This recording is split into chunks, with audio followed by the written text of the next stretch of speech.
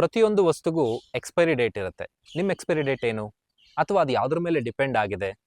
Calendar ಮೇಲ, ಅಥವಾ ನಿಮ್ಮ ಏಜ್ ಮೇಲ, ಅಥವಾ ಕೋಪ ತರಿಸ್ತಾ ಇರುವಂತಹ ನಿಮ್ಮ ಎದುರುಗಡೆ ಇರೋ ವ್ಯಕ್ತಿ ಮೇಲ? ನಮಸ್ತೆ. GSP ಯೋಗಶಾಲಾ 40 ದಿನದ ಅನುಷ್ಠಾನದ 2ನೇ ದಿನಕ್ಕೆ ತಮ್ಮೆಲ್ಲರಿಗೂ ಆತ್ಮೀಯವಾದ ಸ್ವಾಗತ. ನಿಮ್ಮ ಎಕ್ಸ್ಪೈರಿ ಡೇಟ್ ನಿಮ್ಮ ಬಯೋಲಜಿಕಲ್ ಕ್ಲಾಕ್ ಮೇಲೆ ಡಿಪೆಂಡ್ ಆಗಿದೆ ಅಂತಿದ್ರೆ ನೀವು ನಂಬ್ತೀರಾ? ಅಥವಾ ಅದನ್ನು ನಾವು ಮುಂದೂಡ್ಬೋದು ಅಂತಿದ್ರೆ ನಂಬಿಕೆ ಬರ್ತಾ ಇದೆಯಾ? ಹೌದು. ಶರೀರದ ವಿವಿಧ ಕೆಲಸಗಳನ್ನು ಶೆಡ್ಯೂಲ್ ಮಾಡೋದನ್ನು ನಾವು ಬಯೋಲಜಿಕಲ್ ಕ್ಲಾಕ್ ಅಂತ ಕರಿತೀವಿ. ಫಾರ್ ಎಕ್ಸಾಂಪಲ್, ಲಿವರ್ ಫಂಕ್ಷನಿಂಗ್ ಒಂದು ಪರ್ಟಿಕ್ಯುಲರ್ ಸಮಯದಲ್ಲಿ ಆಗುತ್ತೆ. ಲಾರ್ಜ್ ಇಂಟೆಸ್ಟೈನ್ ಫಂಕ್ಷನಿಂಗ್ ಬೆಳಗಿನ ಜಾವ ಆಗುತ್ತೆ, ಹಾಗಾಗಿ ನಾವು ಬೆಳಗಿನ ಜಾವ ಮೋಷನ್ಗೆ ಹೋಗುವಂಥದ್ದು. ಕಿಡ್ನಿ ಫಂಕ್ಷನಿಂಗ್ ಮತ್ತೊಂದು ಪರ್ಟಿಕ್ಯುಲರ್ ಸಮಯದಲ್ಲಿ ಆಗುತ್ತೆ. ಇದು ಏನಾದರೂ ವ್ಯತ್ಯಾಸ ಆದರೆ ಬಯೋಲಜಿಕಲ್ ಕ್ಲಾಕ್ ಡಿಸ್ಟರ್ಬ್ ಆಗಿದೆ ಅಂತ ಅರ್ಥ.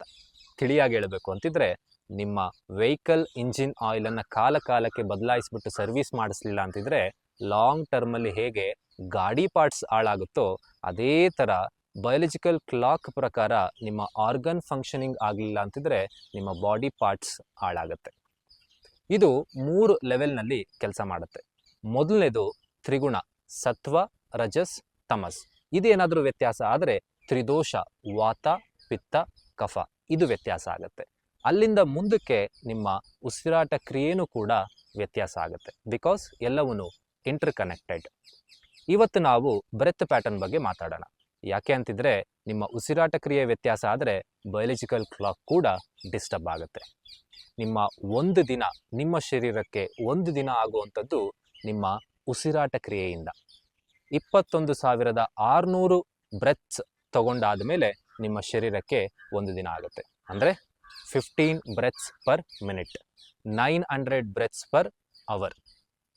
ಪ್ರಾಣಾಯಾಮ ಮಾಡುವಂತಹ ಮುಖಾಂತರ ನಮ್ಮ ಬ್ರೆತ್ಸ್ ಪರ್ ಮಿನಿಟನ್ನು ಕಡಿಮೆ ಮಾಡ್ತಾ ಬರ್ಬೋದು. ಆಗ biological clock will be different from external clock. ಅದರಿಂದ ನಿಮ್ಮ ಬ್ಯೂಟಿ ಕೂಡ ಎನ್ಹಾನ್ಸ್ ಆಗುತ್ತೆ, at the same time D-ageing ಕೂಡ ಆಗುತ್ತೆ. ಹೇಗೆ ಅಲೈನ್ ಮಾಡೋದು? ಸಿಂಪಲ್.